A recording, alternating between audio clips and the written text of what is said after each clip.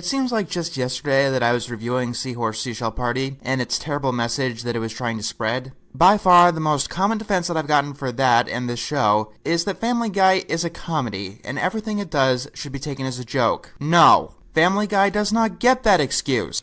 You can't objectively judge something as horrible just out of your personal feelings and no other reason.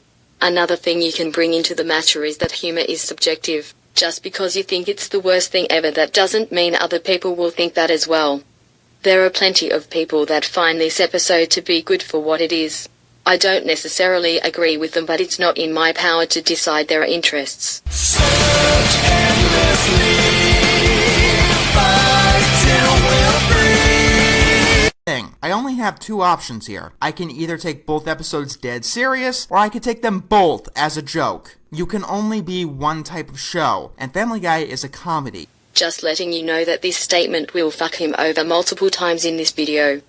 Give Family Guy credit for trying? No. That's like giving a chef credit for getting out of a seat in a commercial airliner, grabbing the controls, and crashing the plane because he wanted to be an air hero. That was very stupid of you to say.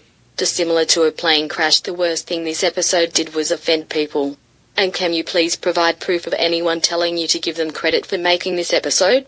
If not, then shut up. No one was asking Family Guy to do this. No one wanted Family Guy to do this. Everyone but the staff, apparently, knew that this was beyond Family Guy's range. You know what's funny about what you just said?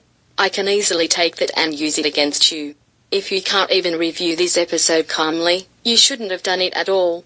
Considering I want to get to the point here, filler, Quagmire nearly kills himself with erotic self-asphyxiation, more filler, and then we learn that Quagmire's sister is coming with her boyfriend, who badly abuses her because they're okay with just bringing that up in a conversation unlike, real people.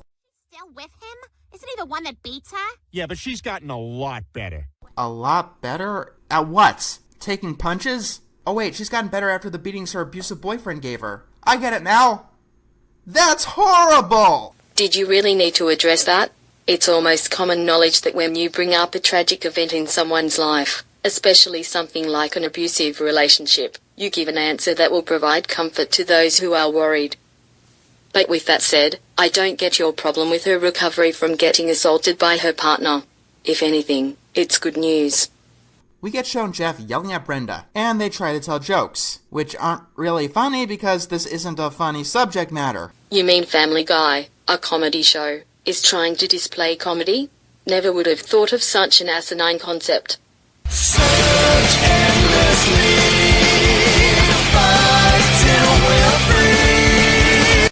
Let's start with the obvious. They display Brenda as being psychologically damaged, and they make it sort of clear that Jeff was the one who damaged her. Okay, what did she ever see in Jeff in the first place? Most adults don't just magically appear in domestic abuse situations, and it's never really explained why Brenda stays with Jeff at all. I see. You don't have to stay with a man who treats you that way. Oh, Jeff's sweet. You don't see how soft and gentle he hits me when we're alone. Yes, she is constantly making an excuse for Jeff, but she never actually comes up with the real reason that she's staying there. These reasons could be, and he needs me to survive, I need him to survive, he's threatened to kill me if I say anything or try to leave. If you wouldn't mind, I'd like to make a hypothesis. Most domestic abuse situations do not happen automatically, something you did bring up. But that's exactly the case. It could be possible that he wasn't always abusive and it's a tragic downfall he went through as time progressed. Then you could see what I see in this episode. We learn nothing about Brenda, or Jeff for that matter, that doesn't directly relate to the abuse situation or a complete joke. But here's what really gets me. Because Family Guy loves to be over the top, Brenda doesn't seem blind to Jeff's abuse. She seems blind to reality. More or less, they portray her as an idiot, who just chooses to stay in this abusive relationship. Earlier you said she was too psychologically damaged to be able to do anything, so she's probably being complacent to avoid getting beaten any more than she already is. You're acting like this is impossible and can never happen, when in reality, it happens way more than I'd like to admit. Also, most abuse happens behind closed doors. And unfortunately, as much as I wish it were the case, not all abusers are idiots. They can be very smart psychopaths, and they have a knack for manipulating other people. What I'm saying is that no one casually beats their spouse in public. They wait until they get home, where no one else can see their behavior. As someone from West Yorkshire, I've actually seen people abuse their partners on their front yard or on public sidewalks. Therefore, your point is debatable.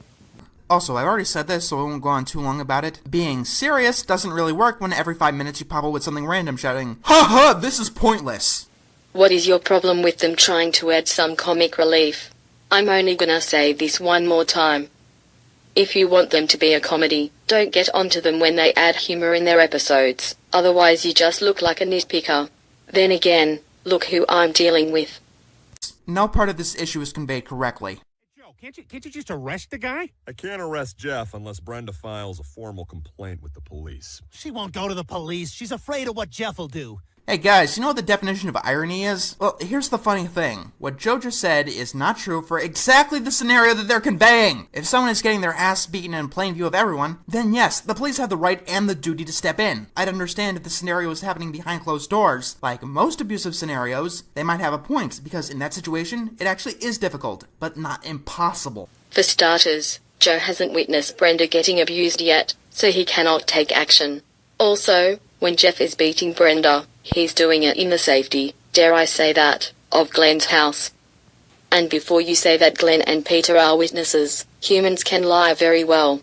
What I'm saying is that there is enough evidence against Jeff as there isn't. By telling people that the law is useless in this scenario, you're telling people not to go to authorities and take the law into their own hands, because that is the only option here. For some abuse victims, yes, they have no choice but to act on their own. Are you saying that they're wrong for doing that? If so, then you've just ignited a fuse in my heart, and you really don't want to do that with me. I'd also like to mention that I find it amazing how you're coming up with all these solutions to domestic abuse, yet when it comes to trolling and bullying, you act like it's game over. Search endlessly, fight till we're free. No, Brenda, you're not fine, okay? Please, I'd like to say something if I may. Brenda, the fact that you are being abused has affected my life in the following ways. The sister that I knew and loved growing up no longer exists.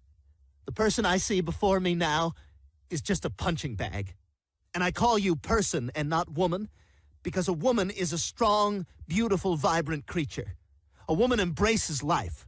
A woman makes choices to make her life better. Sadly, the fact that you are with Jeff proves to me that you have made a choice to make your life worse. I want the girl I grew up with back.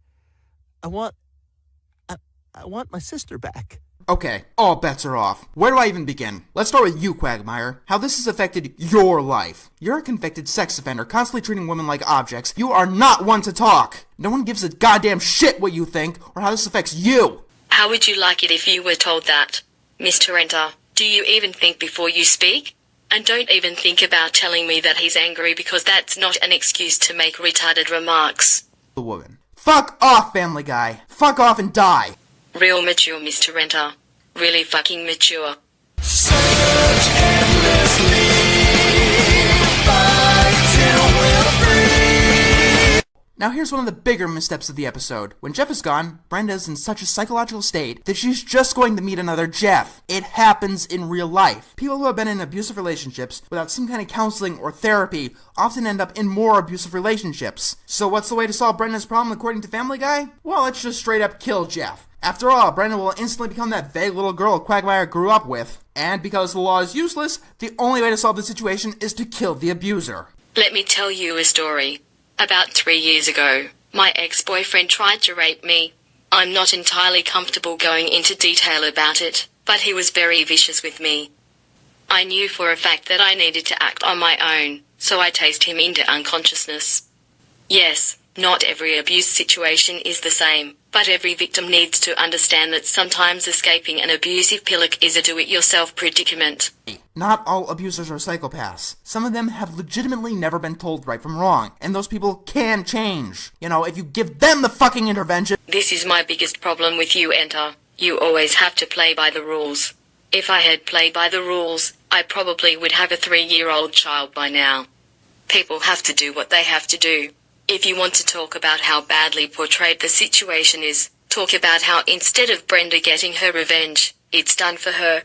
Search endlessly, fight till we're free. This episode is thoroughly disgusting in the worst way possible. In its pathetic attempt to win an Emmy, they've treated a very serious issue so poorly that I'm willing to bet that it's done more to hurt the cause of domestic abuse awareness than to help it. Misinformation is far, far worse than no information at all. This episode portrays abuse victims as idiots who choose to stay in relationships they have no control over. 60% of domestic violence takes place at the home, and it is the third leading cause of homelessness in the United States. Most people in abusive situations can either stay there, be killed, or be homeless.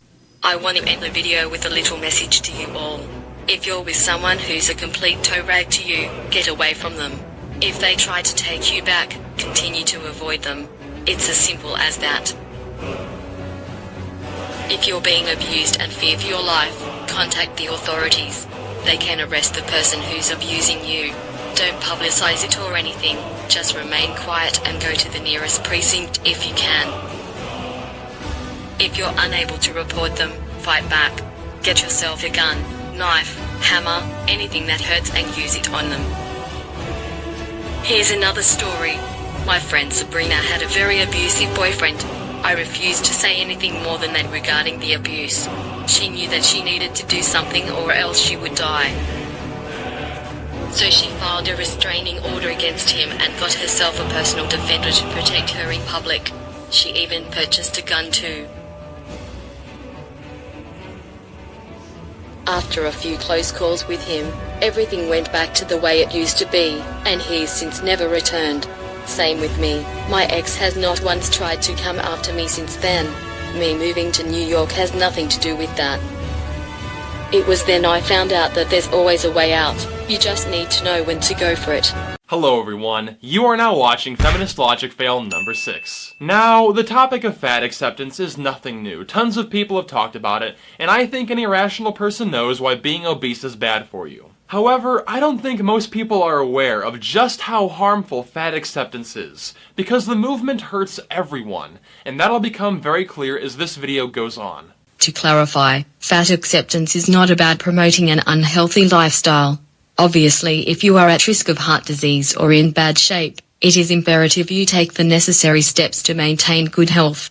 But in this video, the women shown here aren't even obese, nor do they seem unhealthy in any way. Clearly the point has been lost upon you. Hey ladies, the sun is shining, the pina coladas are flowing, and everybody's headed to the beach. You know what that means. It's time for some fun in the sun? No, it's time to work on your bikini body. And there it is, there's the warning, people. There is the red flag that everything beyond this point is toxic garbage. So now it's bad because of the target audience? I got to hand it to you. This is some top-notch analysis. I'm envious that I've never known such an intrinsic requirement in proving a point. Before you slip into your swimsuit, you could start a grueling workout routine and manipulate your natural shape and skin tone to reach for an unattainable and oppressive idea of perfection. Wow, that was a mouthful of excuses. It's called exercise. Humans have been doing it for a while now because, you know, it works. Also, you don't have to do a grueling workout routine to lose weight. Just do basic stuff like eat healthy, consume fewer calories, on a regular basis do some simple cardio. God forbid you sweat or have to use your lungs. Oh, the oppression. Absolutely pathetic. Firstly, you have no actual proof that this woman doesn't take care of herself. There is no direct link between being fat and being unhealthy, and there's evidence that proves that overweight women are actually healthier. On top of that, she was taking a shot at the conventional standards of beauty and how harmful they can be to people who don't fit them. I don't see how that's pathetic. You could follow a few quick and easy tips for a self-accepting journey to the beach. Contrary to popular belief, acceptance is not always a good thing. By accepting your body the way it is right now, you are slowly killing yourself. The health risks of being fat include type 2 diabetes, high blood pressure, heart disease, stroke, cancer, obesity, hypoventilation syndrome, sleep apnea, asthma, erectile dysfunction, arthritis, infertility, non-alcoholic fatty liver disease, dyslipidemia, gallbladder disease, depression, chronic kidney disease, and of course, death. So when you tell people to accept being fat, you're telling them to accept all of these things too. Great message. So basically this is how your point can be summed up. If you're fat and happy with the way you look, even if there's nothing wrong with you, you don't deserve pride and should be scared into looking the way I want you to. Unless you're their doctor or physician, don't think you have it all figured out. Want to turn your flab into abs in just 2 weeks? Well, that's too bad, because that's not how exercise works. What's that? Losing weight takes time and effort? Might as well give up then. Shut your fucking mouth. You missed the point yet again. Most exercise routines are advertised as quick acting, when it's quite the contrary. In that case, you shouldn't fall apart when you don't have rock hard abs in 2 weeks like she was saying.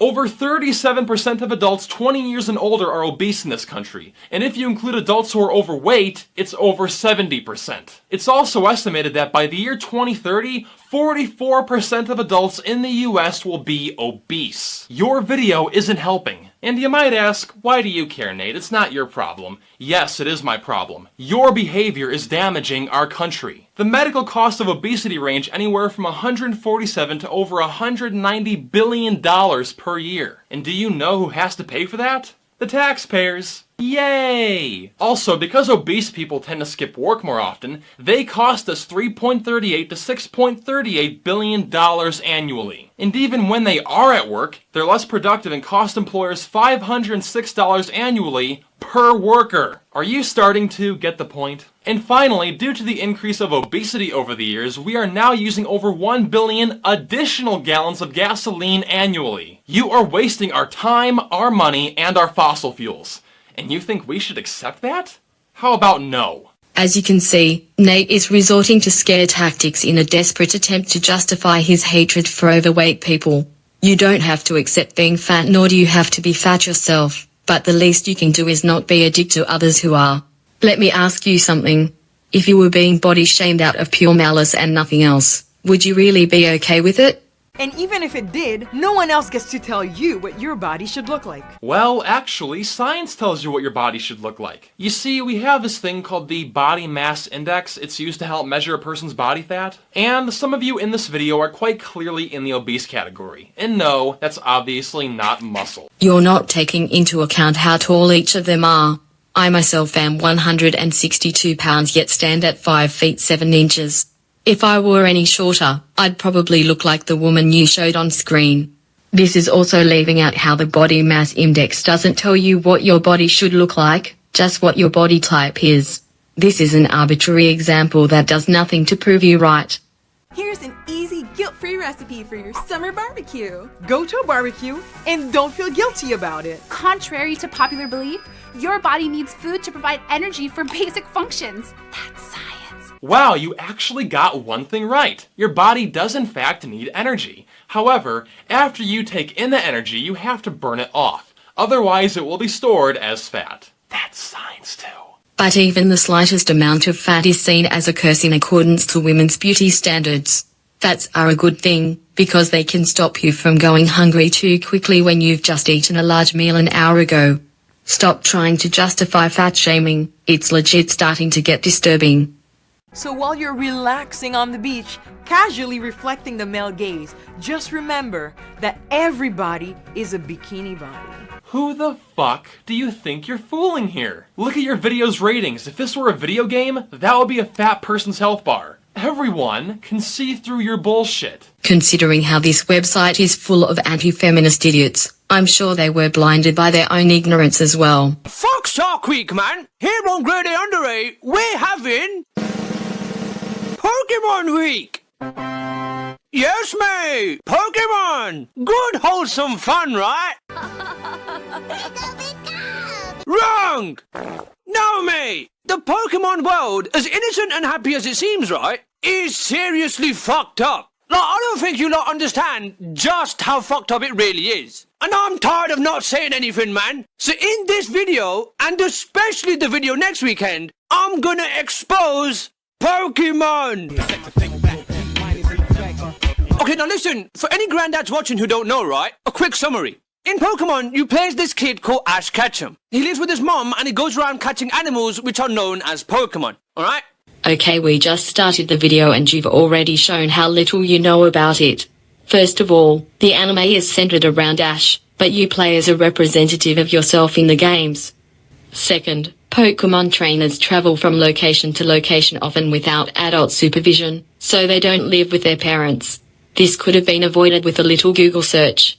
Now listen, we're gonna go deep over this video and the next, right? So bear with me on this, okay? Now for example, I could scratch the surface with questions we've all thought of before. Things like, what's beneath the surface with a Diglett? Or, why do all the Pokemon in the evolution series of the Pokemon with Pokedex number 69, Bellsprout, all look like fleshlights? But no, I could go a little deeper still and ask things like, why does Cloyster resemble a vagina as much as it does? And, what the fuck is the ghost Pokemon Ghastly doing in there? The Pokemon vagina jokes are some of the most overdone and unfunny bollocks that have ever graced the fandom. You have over 2.9 million subscribers. I'm sure you could come up with something much more witty. But again, no, alright? I'm gonna delve even deeper still, man. The first year rap run, the first time I saw it. Right, now first of all, let's just get this out of the way right now, okay? Because not only do we all know it, right, but you're all expecting it too. So let me just quickly zip through this, alright? When you think about it, right, Pokemon is just about capturing wild animals against their will. This fucking kid, Ash Ketchum, just runs around catching wild Pokemon and caging them up in these tiny Pokeballs for fucking eternity. Good, wholesome, innocent fun, right? There is more to it than that. Pokemon trainers like Ash are usually generous and treat their Pokemon like family. The villainous trainers like Gary and Paul merely catch Pokemon based on their power. It's a bit like raising dogs as house pets versus raising them to be cage fighters. Bastard! No more freely running around the forest or the trees for you, mate! You're mine now! Now shut up and cram your body into this tiny little ball here! I don't care how big you are, mate! Just fucking do it! And not only that, right? But the only time that they ever let out of their tiny Pokeball cages is to fight some other Pokemon until one of them faints. What? What the fuck? That's not innocent at all! That's brutal! Alright, you clearly haven't paid attention to the show at all. Ash and the gang are seen multiple times letting their Pokemon out for things like eating and playing games. Again, only bad trainers capture them to only do battle. The level of animal cruelty in Pokemon is insane, mate! I'm surprised that Vegan Gains hasn't made a video crying about it yet. I was in my living room practicing, watching it. Again, once Pokemon are captured, their life is either being caged up in this tiny ball or fighting another Pokemon to the death. It's literally like cockfighting. And I don't mean the kind of cockfights me and my cousin used to have when I was 6. Or last week. I mean like Michael Vick style cockfighting. And even worse than that, right? Absolutely everyone in Pokemon Land is okay with it. Listen, the culture in Pokemon Land is one of fighting Pokemon. Right, that's the culture down there. Wherever you go, right, all anyone ever wants to do is fight you with their Pokemon. You do realize that Pokemon fight each other in the wild, right? It's not just trainers turning this into a WWE championship match. And they're fucking obsessed with it. Even fucking strangers will literally stand in one spot, not moving an inch, waiting for someone like you to walk past them, right? Just so they can ask you to have a Pokemon fight. Now fuck off, mate. Just leave me alone. And why are they always asking me to fight in the first place? Listen, at the start of the game, right, Professor Oak tells you there are wild Pokemon that will attack you. Therefore, you need to have a Pokemon to defend yourself. Alright? That kind of makes sense. But when civilized people come up to you with their trained animals and say, alright there, arsehole, listen, I've got a well-trained beast in my pocket. I'm gonna have him rip your fucking pet to shreds. Now put your dukes up, you bastard. Then that probably means they aren't very civilized people now, are they? That's too fucking far, mate. Stop trying to create drama, you drama whore. Reminisce. And not only does everyone want you to fight, right? But everyone in this Pokemon world is a complete social retard. Before challenging your character to a Pokemon fight, right? Every single Pokemon trainer will say some fucking random shit before doing so. I'm a cool guy. I've got a girlfriend. My friend has a cute Pokemon. I'm so jealous. I'm a rambling, gambling dude. Jesus Christ! What's wrong with these people? These people are so confusing, man. Saying this friendly shit before challenging you to a fucking fight. That's just a way to give you a small tidbit on how the character is like, so that way you can sort of predict what Pokemon they're gonna have. For instance, a trainer who says her Pokemon are cute will most likely have something like a Pikachu or a Jigglypuff. Right, but the worst one, right, is this kid here. Oh my god, man. You'll be walking along and this kid will approach you, right? and he tells you, "Hi there, I like shorts. They're comfy and easy to wear." What? What the fuck is... What? This is considered perfectly normal behavior in Pokemon World, is it? You bunch of fucking feral aspies, man. Does no one in this world know how to interact with other human beings? They're a bunch of kids who aren't even going through puberty yet. What the hell were you expecting? I'm original and God is my influence. And no one gives a fuck about my Pokemon and their well-being. They just want to fight. Listen, I could be walking past someone with all of my Pokemon dead, except my level 2 Pidgey, right? Who himself has 1 HP left and is poisoned. But if I so much as walk in the line of sight of this wanker here, he'll come up to me and say some dumb shit like, "My tongue gave me a yeast infection." And then boom, I have no choice but to force my level 2 Pidgey to fight this guy's level 69 Nightmare Hell Dragon. Do you have any idea how difficult it would be to program analytic AI into the games? It would probably end in a disaster. But it doesn't end there, mate. Cause not only does my fucking Pidgey get raped, but so do I. Cause after I'm forced into this mismatched Pokemon battle and I lose, right? I have to give him money. What? Why? I did not want this duel in the first place. Okay, so when I get into a Pokemon battle, there can be a situation where either my Pokemon get fucked or my bank account gets fucked. Right, so how about I just say no, right? Whenever someone comes up to me with a Pokemon battle, I'm just going to say, "No, mate, I'd rather not," right? Well, guess what? You can't. In Pokemon Land, if someone challenges you to a battle, you cannot say no. You can't say no. You have to fight. And not only are you contractually bound to have a battle with them there and then, no matter what condition your Pokemon are in, whether you like it or not, right? But you might have to fork over up to a few $1,000s if you lose. Nobody said it was easy. We keep it moving to the beats, tuned into the streets. Kids that young should not be gambling with those kind of figures. Listen, again, right? These are kids! 11-year-old kids who are allowed to leave home with no money, go explore the world of dangerous Pokemon all by themselves, kidnap animals from their natural habitats and cage them up, and make those animals fight over and over for their own amusement and competition, sometimes for thousands and thousands of dollars. Jesus Christ, man! Sir, did you not look back at that statement you spake? How could they possibly leave their houses with no money yet pay close to $1,000 if they were to lose a trainer battle? Not just that, but you can also buy Pokeballs from the store at the start of the game. And believe me, they are not very cheap either. So Ash goes outside, right? Little to the care of his crack addict mum, and he heads north to leave the city, right? As he steps into the tall grass, someone yells out, "Hey, wait! Don't go out!" Who's that, mate? Oh, look! It's Professor Oak! Professor Oak then explains to Ash that the tall grass is dangerous and you shouldn't go out there because of the wild Pokemon. What? Why is Ash just being told this now? Given that he lives about 20 yards away from apparent danger, right? Why did his mom not think it would be a good idea to tell him about how dangerous that shit is? You neglectful bitch! That's some seriously neglectful parenting, mate. And also, right? Why has no one at least done something like put a fence up or something to stop kids from running out there and getting killed by all these dangerous level 3 Ratters and Pidgeys? It seems you're forgetting that this is a motherfucking video game. It doesn't have to make perfect sense. Also, the game doesn't really give you bumpers telling you where to go as if to throw in the effect of being a grassroots adventurer. Search endlessly, fight till we're free. Anyways, let's keep listening to Oak telling us about his grandson. This is my grandson. He's been your rival ever since you were a baby. Wrong, but whatever, right? Let's carry on. What's his name again? What? Professor Oak! Neglectful bastard forgot his own grandson's name! Fuck me, man! No wonder these adults just let these kids run around and do whatever the fuck they want. They don't give a shit! Professor Oak is an old man. It's kind of predictable that he's gonna have some memory issues down the line. You really don't have to overinvest in something so small. Child support! Get on this! I love Pops. He raised me on some good old soul. But listen, right? This is all I'm gonna say for this video. I've talked about some kind of messed up things in this video, right? But this is nothing! The next video is gonna be the really deep stuff, right? So hold on for that. I'll have to pass. I'm gonna end it here because all he does is talk about his sponsor.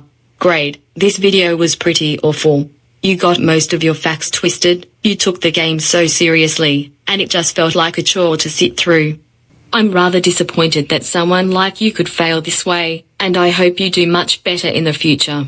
Okay, I thought of making another commentary on Claymore, but I don't think people would appreciate that.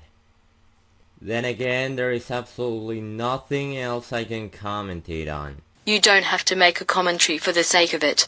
It's okay to take time off if you're dry on material.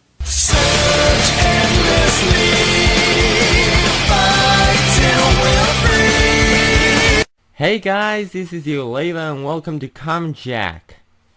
Today, in my 10th commentary, I'm gonna look at Claymore's video on Mr. Enter's 100th animated atrocities.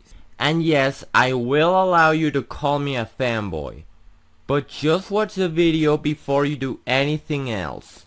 Sorry to break the news, but you're gonna be called a fanboy for as long as you continue making videos. Almost everything that I say about this movie does not apply to drawing together the show itself. Not even the lackluster third season. Judge the show on its own merits, not the merits of a shitty fucking movie that even the fans hate.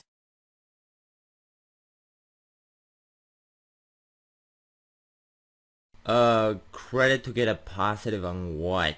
Oh, because he doesn't like the TV show? Well, this is to both you and Watch Mojo. It's called an opinion. He was getting at the fact that Mr. Enter is known for trying as hard as he can to make whatever he's reviewing look worse than it actually is. But given who you are, I'm not surprised you missed it. The same way we all gonna die is wrong.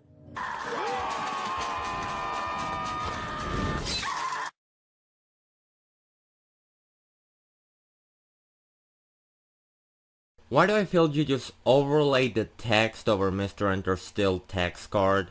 Wait, what's that? I'm making a pointless statement? Well, so are you! No, he isn't, but you are. Clay was pointing out that Enter lets his personal feelings get in the way of his reviews. I feel like you're just pointing out problems that aren't even there. Oh my god, not Waldorf! Please, I do not want to see that fucking Yellow Devil as long as I live. A death by a firing squad would not unleash the sheer schadenfreude that this damn bastard deserves. Holy shit! Not explaining much? He said that Enter was overreacting to Waldorf. What more does he need to explain? When we figure out that Waldorf can't swear, they get the brilliant idea to show his penis. I don't know whose penis it is, and I'd rather not know, but they drag the scene out, and it really feels like this movie is trying to teabag me. And do you want to know the really funny thing? Like, the only plausible funny scenario of this scene? The scene would actually have a chance of being funny if I actually censored out his penis. Do you know why? When it comes to humor like this, the reaction is always funnier than what's being reacted to, and the characters need to be more disgusted than the audience. Dude, he's saying that when you write an adult cartoon, you cannot just show raunch for the sake of it. Do you really want to know how that thing looks like uncensored? If that's how you really feel, then I highly suggest you never watch porn. Well, prepare for your eyes to bleed. Seen enough? If that image doesn't make your foot go in the wrong direction, I don't fucking know what could. I think you're exaggerating quite a bit. His penis really isn't disgusting in the slightest.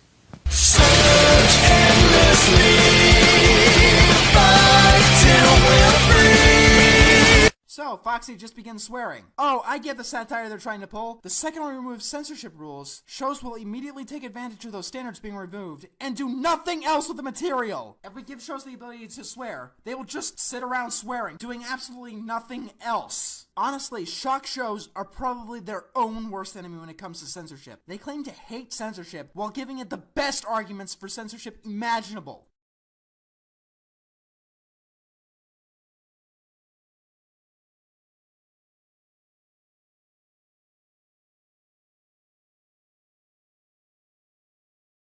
Because yeah, he wants everything to be censored. Everything! Sarcasm aside, he did not say everything controversial needs to be censored. He said that people shouldn't be controversial for the sake of it. Instead of, I don't know, doing something creative with the material. Yes, you have the fucking ability to swear uncensored now. Do something with it! Dramatically, swearing is used to emphasize a point and draw excess attention to the speaker. Swears, when used properly, convey more meaning than, let's say, a lesser adjective or interjection. So yeah, you should have never dared me to argue that. How did that in any way strengthen your case? All you showed us was Mr. Enter placing boundaries and rules on comedy, which is one of the things he's infamous for. Swearing within itself is a way to entertain. The best part about it is that you can literally do it at any time and it would still be effective. Yes, the intelligent, smart, robot, animation, eraser, lady. And because you knew that he had to be involved in this somehow, the robot is voiced by Seth MacFarlane. I make a joke, but there's nothing I can do to make him funny. Now you'll notice that the robot's name is Israel. Every single line of dialogue about it is just a blanket statement meant directly to offend someone. Smart robot animation.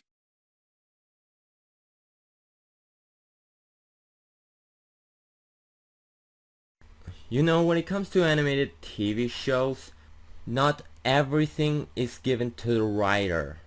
He didn't say a thing regarding writing the show. He was pointing out a problem with his audio cutting out. Pay attention or keep your mouth shut. By the way, Rick and Morty is probably the perfect antithesis to this movie. These days, if you want to be raunchy and funny on TV, you need to also be relentlessly preachy. Oh, like Rick and Morty.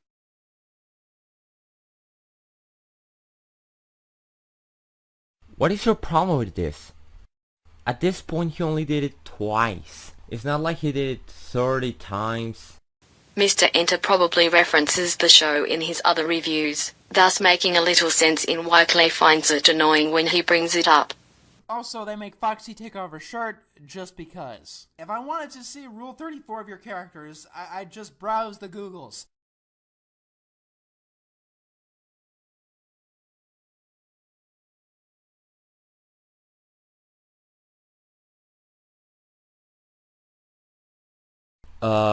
He said if he wanted to. Also, Ryan Mel's joke. Assuming makes you look like an assumer, which I'm assuming you don't want. Are you just so inept to comedy that you have to rely on media clips of other people? How about you actually take the time to construct your own jokes? When there's a bunch of shock humor, Spanky Pig thinks it's funny. Then the SMT girl tries to be like South Park, and instead acts like Family Guy, and gives some sort of shocking message. And Spanky Pig doesn't think it's funny anymore. Also, from now on, I'm going to call Spanky Pig Mouthpiece, and SMT girl Strawman.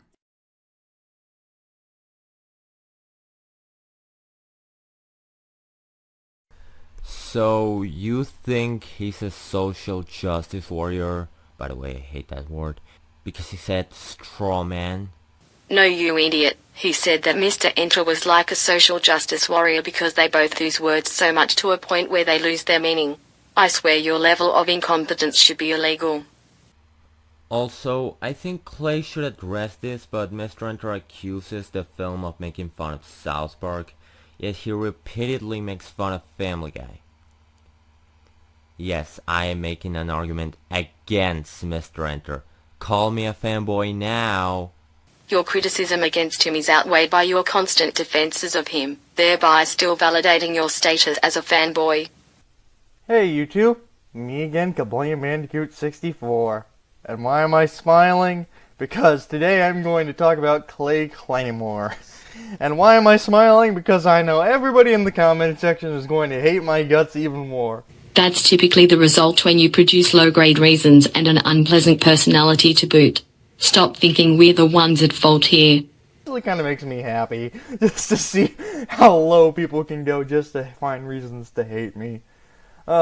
Anyways, yeah, I like Claymore and I like his videos. And there's the dislike button being pressed. Do you always assume that everyone hates you solely on the grounds that you express a different opinion? You're truly pitiful, you know that? But I'm just gonna say my thoughts on him right now. Claymore, before you go calling me a blind fanboy. A likely assumption to make given how you constantly run to him as backup for your points and defend him like he's your king. I don't like all of his videos. I thought his videos on Ben the Looney and A-Log were a little on the less quality side, but Not liking everything someone does isn't a surefire way to excuse fanboyism. It depends on how far you take your liking for him. But his videos on Mr. Enter and O3 Be Good and Elliot Rogers, spot on, man. I mean, he is funny. He provides good points. He's a little narcissistic, but who isn't? Come on. You're not considering that his atrocious attitude is what ultimately stops most people from liking him. It doesn't help that he's even rude to his fans who politely criticize him. Come on.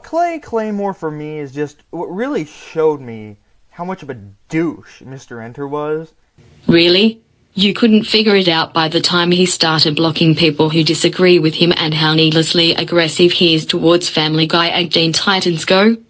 He introduced me to O3 Be Good and, well, Matthew Davis, who is one of my favorite punching bags on YouTube. I love messing with that guy.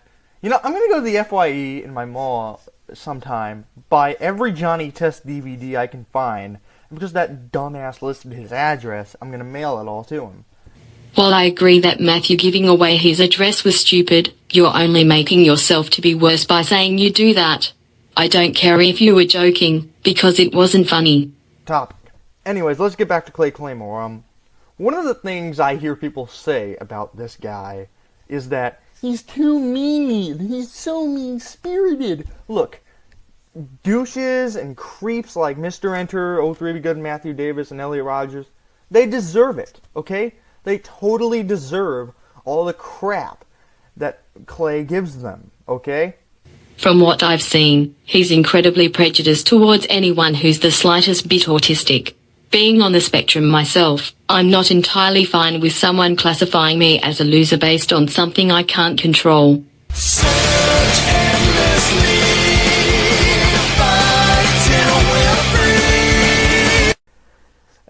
Another thing I hear about people hating this guy is that his points are not good, okay? No, they are good. It's just you all are fanboys and you guys have bias against Claymore. That's why you all don't think his points are good, okay? Too bad most of his critics and haters aren't even fans of the people he goes after.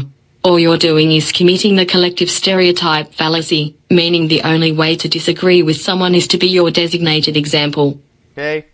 Like, take Mr. Enter, for example, alright? Look at how many dislikes his Mr. Enter videos get. And they're all from fanboys. All of them. I know this. I mean, look at the comments section in those Mr. Enter videos. You can't deny that the majority of the people who don't like them are just Enter bots and fanboys. Okay, let me just take a minute because we have a lot to go over. It's become clear that my claim to fame is my commentary on Mr. Enter.